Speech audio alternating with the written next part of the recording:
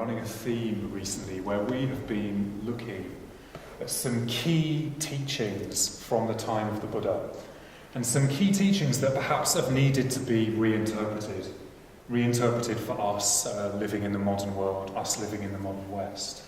And the way in which those teachings have been reinterpreted by Sangharakshita, who is the man who founded this tradition that we're part of. So in tonight's talk, I am going to be looking at the place of beauty. It's the place of beauty in the spiritual life, and how this has been variously interpreted by the Buddhist tradition. So I'm going to begin by talking about what did the Buddha say? What did the Buddha say about beauty? Then what's the Buddhist tradition had to say about that? Then looking at how has that needed to be reinterpreted for us practicing here and now. And lastly, I'll just share some of my own thoughts and reflections on the topic. So, what did the Buddha say? What did the Buddha have to say about beauty?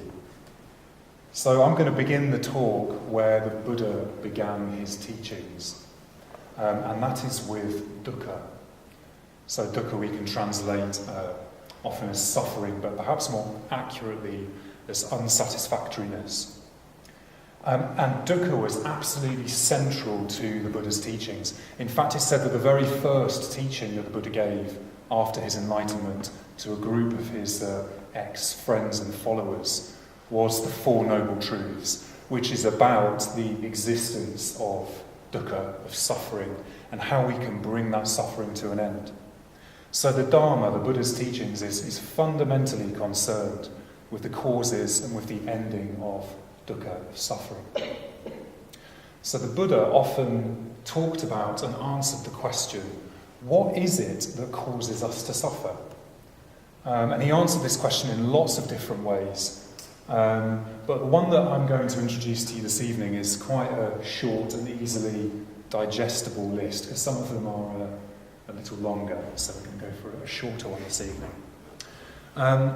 So one thing that the Buddha said around suffering is that one of the root causes of our dukkha is what he called our wrong views.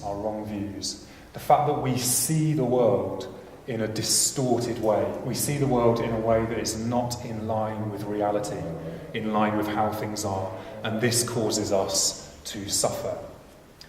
But what are these wrong views? What are these wrong views? So the list we're going to look at, the Buddha enumerated 4 of these wrong views, and he called them the 4 viparyasas, which means something like the topsy-turvies or the upside-downs. So this is a list of 4 views, 4 ways that we see the world that are upside down, not quite right. So it says that we see what is in reality impermanent as permanent. We see what is in reality insubstantial as substantial, what has no fixed essence as having a fixed essence. And we see what is in reality unsatisfactory as satisfactory. And lastly, he suggests that we see what is in reality ugly as beautiful. So the eagle-eyed of you out there may have spotted that there is a list within a list. Within this list of the 4 viparyasas, we may have spotted the presence of the 3 lakshanas. And the 3 lakshanas is a teaching that we introduce to everybody in the introductory course. So this is the idea that 3 lakshanas, so that the way things are, it is the nature, the mark of all conditioned things, that they are impermanent, insubstantial, and unsatisfactory.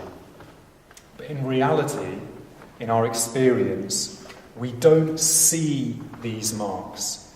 What we see, or what we look for, is their opposites. So we see the world in an upside-down way, in a topsy-turvy way. And this is what this list is trying to point us towards. So I'm not going to say too much about the first 3 there, partly because of the amount of time I have to talk. I could do a series of talks on each of those, and indeed they have been done. But also, I'm not going to say too much about the first three because I think, they're ideas that we're all on some level familiar with, and they're ideas that we'll keep coming back to throughout our Dharma life.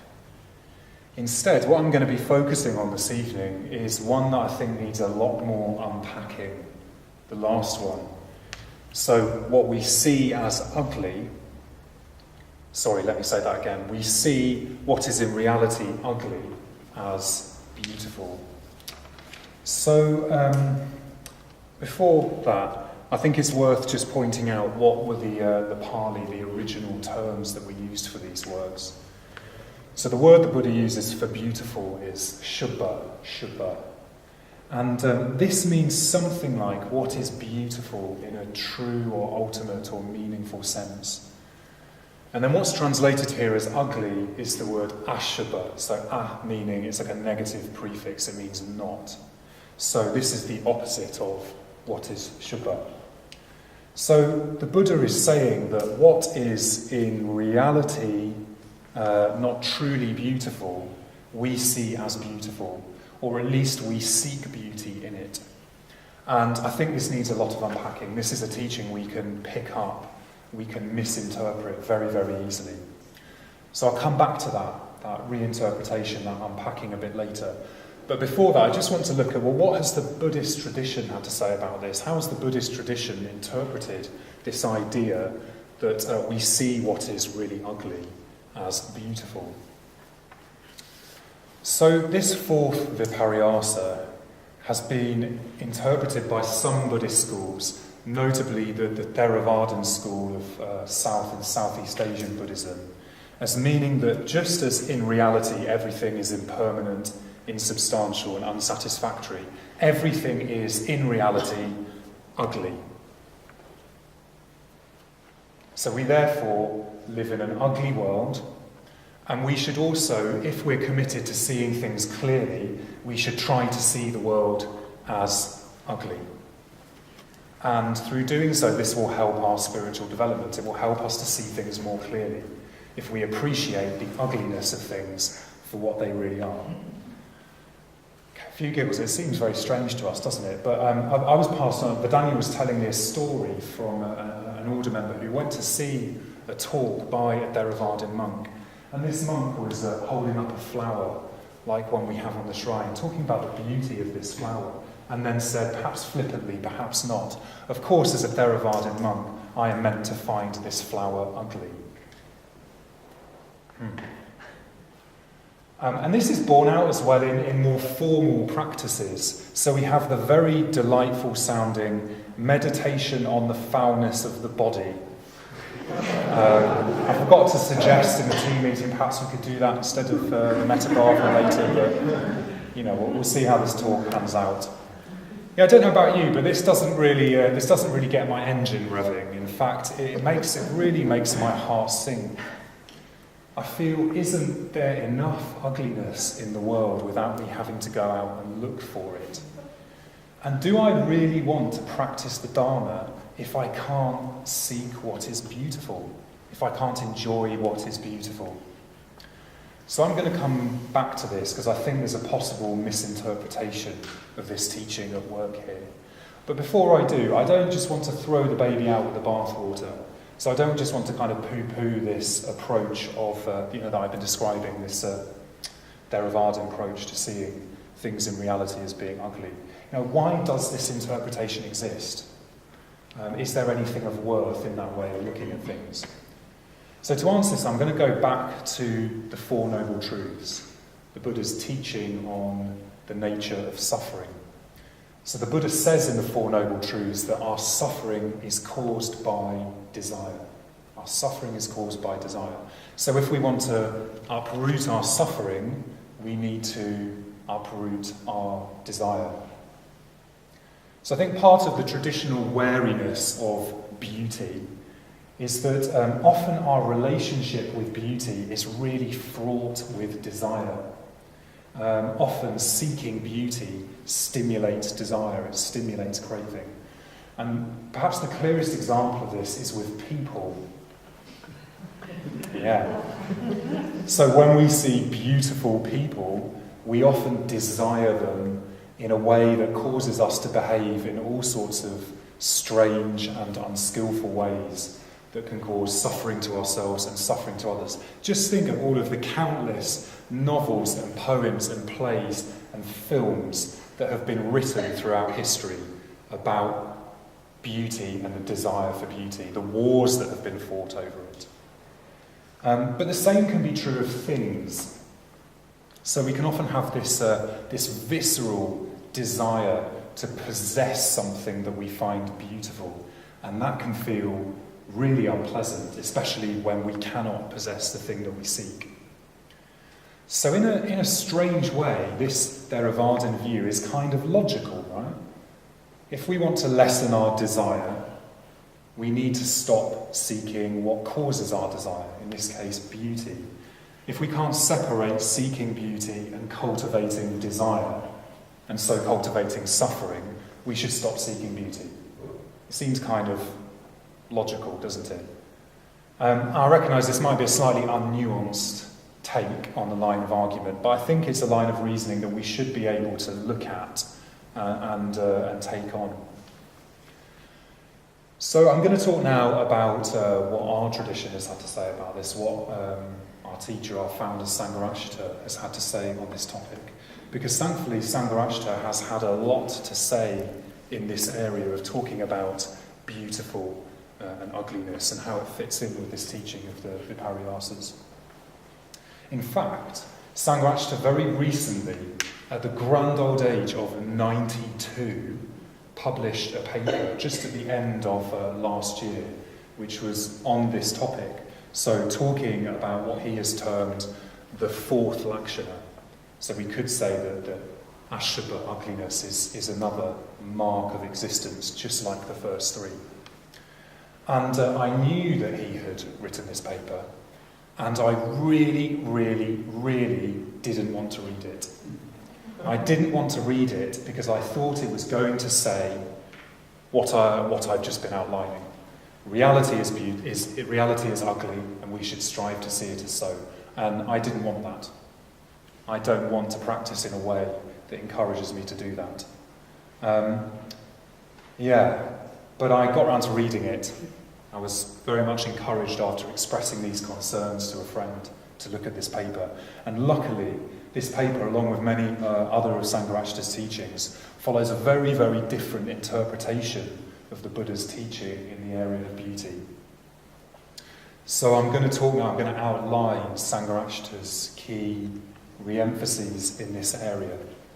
So firstly, the fact that he has really re-clarified the meaning of the word Ashubha and Shubha. He's also re-clarified the nature of desire and how it fits in with this idea of beauty. And thankfully has really re-emphasised the importance of beauty in the spiritual life. I'm going to look at each of those in turn.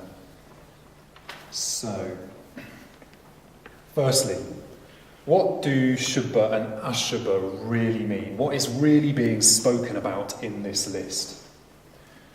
So firstly, Sangharakshita is really clear that this teaching is not saying that beauty does not exist or that everything is ugly.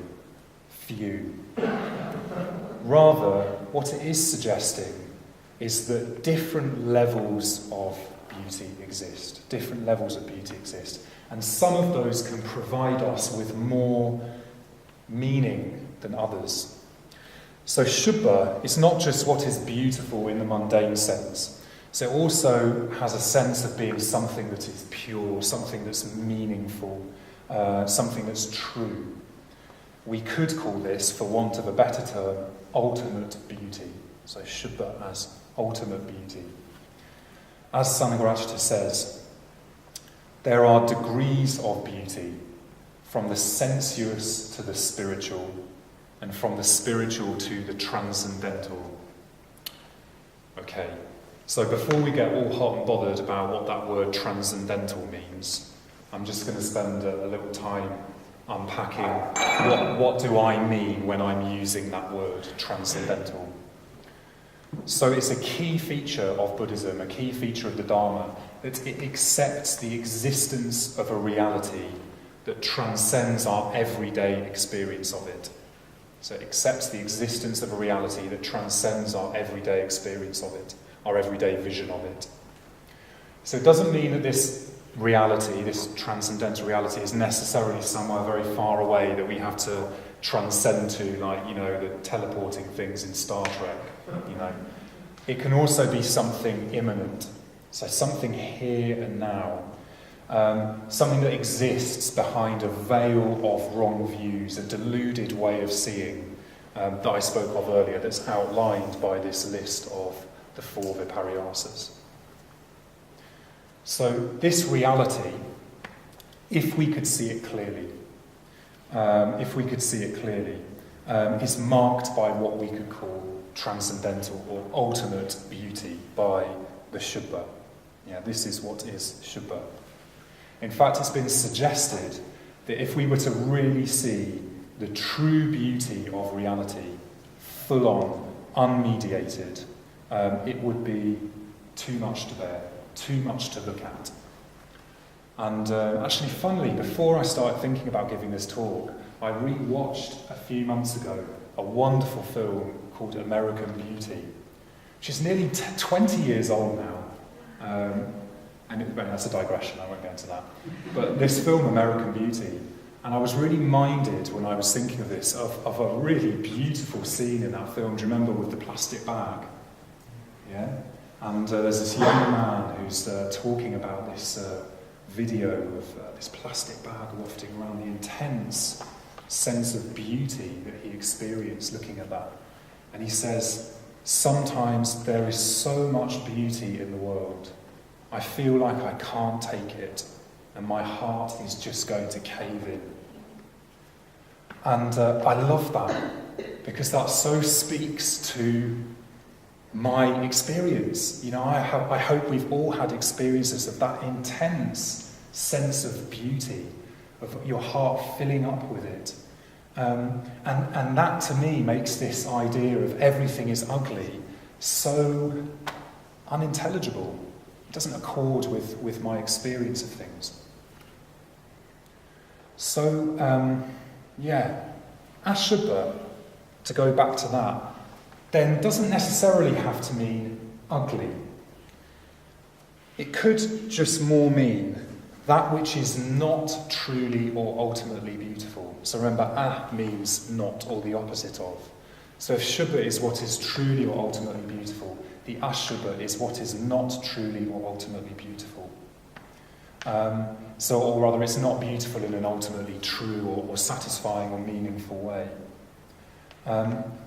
Now, this, of course, implies that true or ultimate beauty exists, which is perhaps contestable, but I'll come back to that, more on that later.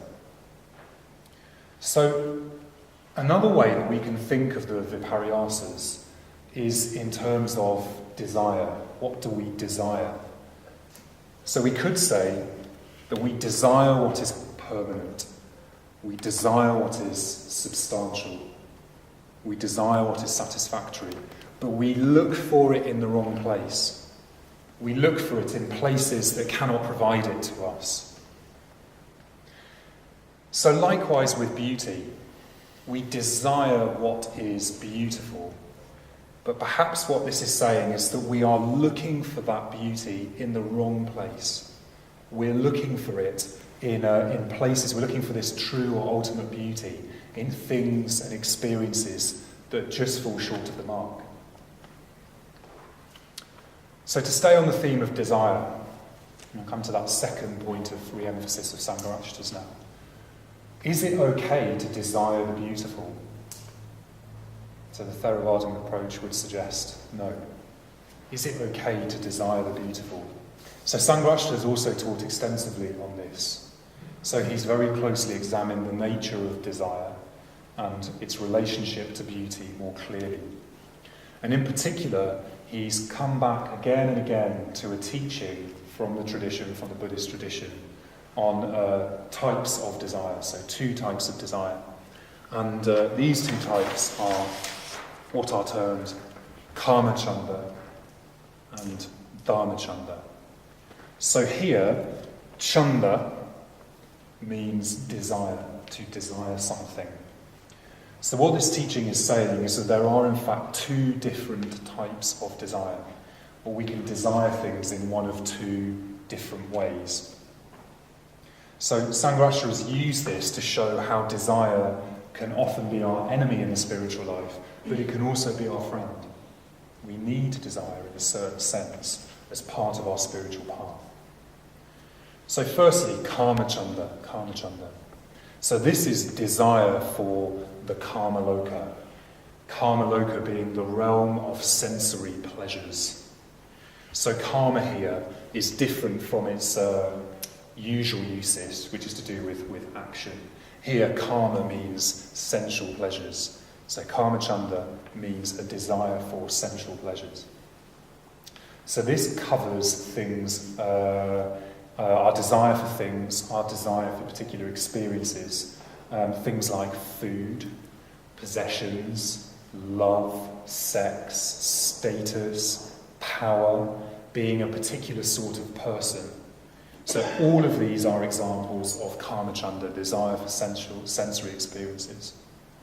And it's Kamachanda that keeps us bound to the wheel of life, keeps us bound to our habitual ways of being, our habitual ways of existing. And it also causes us and other people to suffer, because the things that we desire are impermanent, insubstantial, and unsatisfactory. Back to that list of the three lakshanas. Dharmachanda, on the other hand, is a desire for the Dharma. And I think Dharma here is best thought of as the nature of reality, or even reality itself, in the sense of that transcendental reality that lies just behind our usual deluded way of seeing things that I spoke of earlier.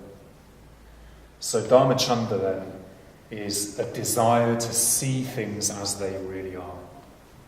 A desire to see things as they really are. And this desire is very healthy. This is a healthy desire to have and will help us to grow in the spiritual life. So I think seeking beauty in its ultimate sense, the Shuddha, is not out of line with this.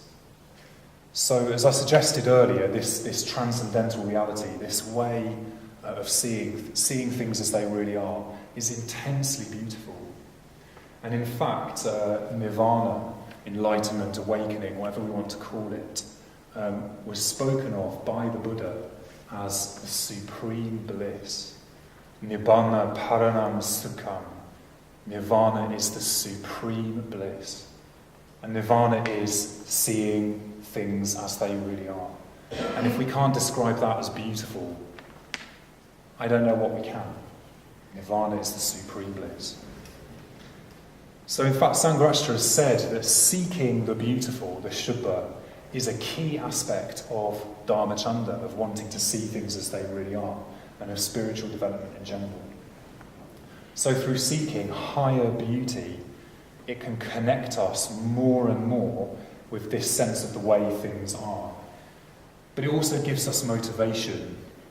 It gives us a richness in the spiritual life. It gives us healthy pleasure. And without this, or just through seeing everything as ugly, we're likely to get very dispirited, to lack motivation, and this can hinder our progress. So it's really important that we cultivate this connection with what is higher.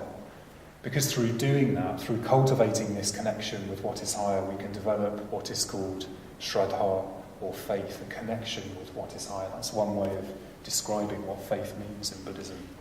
That's a really key part of the Buddha's path to enlightenment. So another one of Sangharakshita's key re-emphases on the nature of beauty is not about what we find beautiful, but how we relate to what we find beautiful. I think this is a really, really important point. I'm going to come back to it a bit later. But to flesh this out a bit more. So Sangharakshita noted that we can relate to, or we can see what we find beautiful in one of two ways. in an acquisitive or a possessive way, or in an appreciative way. So this acquisitive view of beauty. So this is essentially experiencing what we find beautiful through the lens of kamacchanda, desire for sensory pleasure. And this is kind of the approach that the Theravadan tradition is taking. So an example of this, an acquisitive approach to beauty, was for me going to art galleries. So I often notice myself when I go to art galleries, not really taking in the art that I'm looking at, but more having thoughts like, where would I put that in my house if I owned it? That would look really, really lovely above my bed. Or that would go really nicely in this room. I had a really, really strong experience of this going to the Musée d'Orsay in Paris, which is full of, it's the most astounding collection of Impressionist and post-Impressionist art probably in the world. And I remember spending most of my time in this gallery thinking, which painting am I going to buy a poster of when I get to the gift shop at the end? Yeah? So this is an example of relating to something that's beautiful through desire for sensory pleasure. Another example, and this is going to be a bit controversial, but I'm going to say it anyway. Photography. So I totally accept that photography is an art form. Photography is deeply beautiful. But there's something about the way in which a lot of people relate to photography that is, something a bit different. There seems to be this obsession with capturing experiences, which really just feeds into this notion of kamacchanda. So what we're doing here is, well, in a sense, we're relating to what we find beautiful in a way that is robbing it of its true beauty, because it becomes about our desire. And because it becomes about our desire, it becomes about ourselves. So it's no longer about this beautiful thing, it's about me. Okay, so that's the acquisitive or possessive approach to beauty. So what about a second mode, an appreciative mode? So this is saying that we relate to what we find beautiful just through its aesthetic value, not its possessive value, not what I can own, not what I can get out of it. So we don't try to capture it, we don't try to own it. We don't try to capture or own it. We see that it is about something bigger than ourselves, and we relate to it and appreciate it on that level. It's bigger than ourselves, bigger than our desires. And if we see something in this way, it can actually lift us above ourselves, lift us above our desires. So, an example, nature, sunset. We can't own a sunset. We can't own nature. Some people try, but we can't. But we can appreciate its beauty nonetheless. We have to let it come and go. We can't hold on to it. And this, to me anyway, is a far more opening and expansive experience than something that I can buy a poster of and stick on my wall. A personal example of this for me, to go back to art, this was really the first time I think I went to an art gallery and really saw art. And it was only earlier in the year, just before I went to Guyaloka, I went to the Tate Modern with my sister.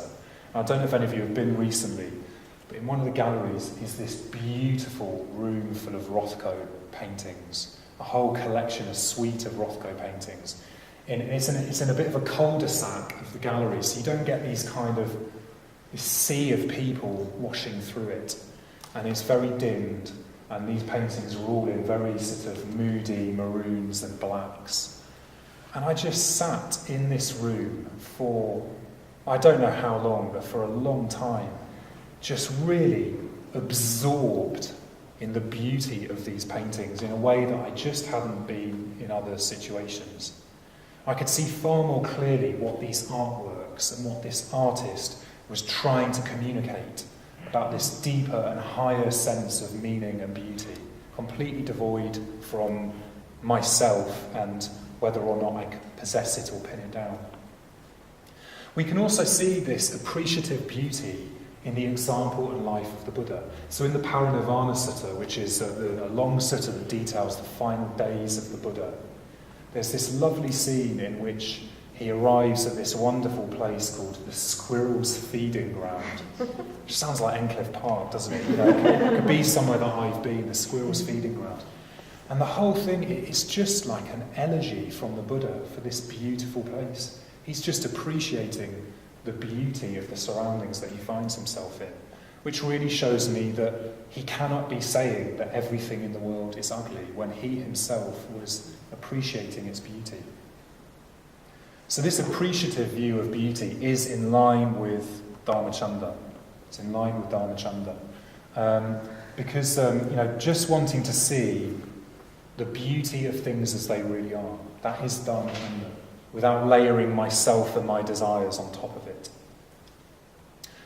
So I'm going to go back to American Beauty, and I'm going to set you some homework, which is to go home and watch American Beauty this week, because there's something in that film that really encapsulates something of what I'm trying to talk about here. So in the film, it's about a man who essentially goes on a journey from relating to his life in terms of Kamachanda to relating to it in terms of some sort of higher sense of meaning and purpose. You could say it's a film about the ultimate midlife crisis. And things don't really work out that well for him. I won't say any more than that. And he says, right at the end of the film, I love this, I guess I could be pretty pissed off about what happened to me. But it's hard to stay mad when there is so much beauty in the world. Sometimes I feel like I'm seeing it all at once, and it's too much. My heart fills up like a balloon that is about to burst. And then I remember to relax and stop trying to hold on to it. And then it flows through me like rain, and I can't feel anything but gratitude for every single moment of my stupid little life. And part of what I love so much about that is that really clear link between beauty and gratitude. So gratitude is so important in the spiritual life. So through relating to beauty, through this appreciative mode, we can come to experience far more gratitude for life as it is, for our life as we lead it, and so find more happiness and satisfaction here and now. Okay. So I hope I've tried to explain how Sangharakshita has been very clear about how we need to really rethink the place of beauty and the place of desire, healthy desire in the spiritual life. So he's also recognised that, historically speaking, Buddhism has not developed a spiritual path in which the goal is envisaged in terms of ideal beauty and the path in terms of increasing love for that beauty. There is no reason, however, why such a path should not be developed within the general practice of general framework of Buddhist practice. Sadly, he doesn't say much more about how we might do that, but that has been unpacked elsewhere. I'm just going to spend the remainder of this talk just sharing some of my own reflections, heavily indebted by others in the order, particularly a set of talks given by Subhuti and Padmavajra on beauty. Padmavajra, who will be talking here, I believe, in 2 weeks' time. Yeah. So the path of beauty is really important to me. It's important to me because when I was ordained, order members are given a Buddha or a Bodhisattva that they meditate on. And during my ordination, I was given the meditation on the Buddha, Ratnasambhava. And Ratnasambhava is, amongst other things, the Buddha of beauty, the Buddha of beauty. So it's really important for me to work out what this all means. What does ultimate beauty mean? What might it mean to develop a path based on it? So one thing I wanted to share is the idea that I think it's important that we see beauty fundamentally as a way of looking, as a way of seeing, rather than an inherent characteristic of a thing or an experience. So I think one reason this is important is it prevents unhelpful discussions about what is beautiful, what isn't beautiful, or whether even the idea of subjective beauty exists. What is more important, as everything in Buddhism, is not these sorts of questions, but whether or not seeking beauty, or our relationship with what we find beautiful, is helpful. Is it helpful or not to us? Is it helping me to reduce the suffering that I and other people experience? That's what the Buddha was fundamentally concerned with. And for the Theravadins, the answer to this was no. Seeking beauty is a distraction at best. At worst, it's an unhelpful cultivation of craving and desire that's going to hold us back. But I think there is another way of looking at things. Perhaps we can come to see beauty, we can look for beauty in a way that is in line with the teaching on the three lakshanas. So what would this mean? It would mean looking for and appreciating beauty in what is impermanent. So a beauty that's ever-changing, a beauty that's unpin-downable. It would mean looking for and appreciating beauty in the insubstantial. So a beauty that I cannot make me and I cannot make mine. Looking for and appreciating beauty in the unsatisfactory. So seeing a beauty that is bittersweet and one that doesn't have to be different from the ups and downs of life. So I first kind of came across this different way of looking at beauty during the time I spent living in Japan. So in my early 20s, I lived in Japan for a year and a half as part of my university degree. And Japan is a country of many contradictions, including the fact that there is incredible ugliness and incredible sublime beauty almost existing on top of each other. And that just seems to be normal. Yeah, that's how things are there. And in Japan they have this idea, very old idea, that is called wabi-sabi.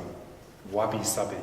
So this is an aesthetic, this is a way of looking at beauty that arose directly as a result of the teaching of the three lakshanas. So Japan has a very long Buddhist tradition, and this aesthetic of wabi-sabi arose out of the three lakshanas.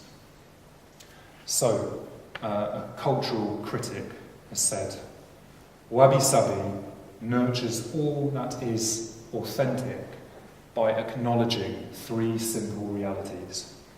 Nothing lasts, nothing is finished, and nothing is perfect. So this aesthetic of wabi-sabi is attempting to find beauty in the impermanent, in the insubstantial, in the unsatisfactory. In the impermanence, the incompleteness, in the ups and downs of life. Some examples of this are beautiful, rustic Japanese pottery. Seen those very kind of rustic earthenware tea bowls that are very rough and ready, and yet just have this irresistible, beautiful quality to them in their imperfection. It's also in ikebana, which is the Japanese art of flower arranging, and actually I can see it on the beautiful flowers on the shrine. And I hear that Pete Ellis arranged these flowers in a very tall arrangement to suit me as I'm sitting. So this aesthetic celebrates impermanence by often highlighting the growth and decay of plants rather than just focusing on points of beauty. I love that in this arrangement there's a kind of browning leaves alongside these emerging flowers. That suggests something of a beauty in impermanence that you don't get by a kind of pre-packaged singular rose. So another way is poetry, beautiful Japanese poetry, particularly the art form of haiku, which is all about using really short poetic forms to just capture something of that ineffable, quixotic, momentary beauty. And I've been reading a book on haiku recently, and my mum gave me a book just after I came back from my ordination that I've been working through. And there were so many that I wanted to share, but I chose one because it seemed really appropriate for today. And it says, autumn twilight. The wreath on the door lifts in the wind. There's something about capturing that. I don't need to say anything more about that. I think it speaks for itself, doesn't it?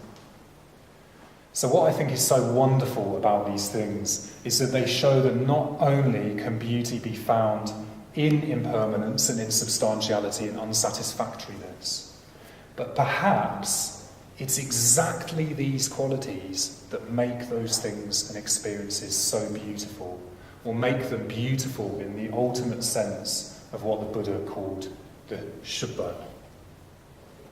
So they're not beautiful in spite of these things, they are beautiful because of these things. And if we can look in this way, if we can see beauty in the impermanent, the insubstantial and the unsatisfactory, this can be an insight practice. This can point us towards a clearer and clearer understanding of the way that things are. Righting those topsy-turvy, upside-down views that the Buddha said we all hold. So in this way, the beautiful, the Shuddha, can be a signpost towards the ultimate nature of reality, if only we look at it in the right way. And I think the more we experience the beauty in this way, the more we are pulled towards that something, pulled towards what is higher, towards that reality that transcends our day-to-day experience of it, with faith, with receptivity, with longing. So, what I want to encourage you to do this week is to experiment with this way of looking, of trying to see beauty in things that are impermanent, insubstantial, and unsatisfactory. And the lovely thing about doing this is we don't need to go anywhere special to do it. We don't need to go to an art gallery. We don't need to go on holiday. We can do it here and now because it's everywhere, if only we look in the right way. So, 2 bits of homework. Way of looking. Can you see that beauty in the here and now? And watch American Beauty. So, before I finish, I'm going to finish with a poem because it's beautiful and because it's about beauty. This is Postscript by Seamus Heaney. And sometime, make the time to drive out west into County Clare, along the flaggy shore, in September or October, when the wind and the light are working off each other, so that the ocean on one side is wild with foam and glitter, and inland among stones, the surface of a slate-grey lake is lit by the earthed lightning of a flock of swans, their feathers ruffed and ruffling, white on white, their fully grown, headstrong-looking heads tucked or cresting or busy underwater. Useless to think you'll park and capture it more thoroughly. You are neither here nor there, a hurry through which known and strange things pass, as big soft buffetings come at the car sideways and catch the heart off guard and blow it open.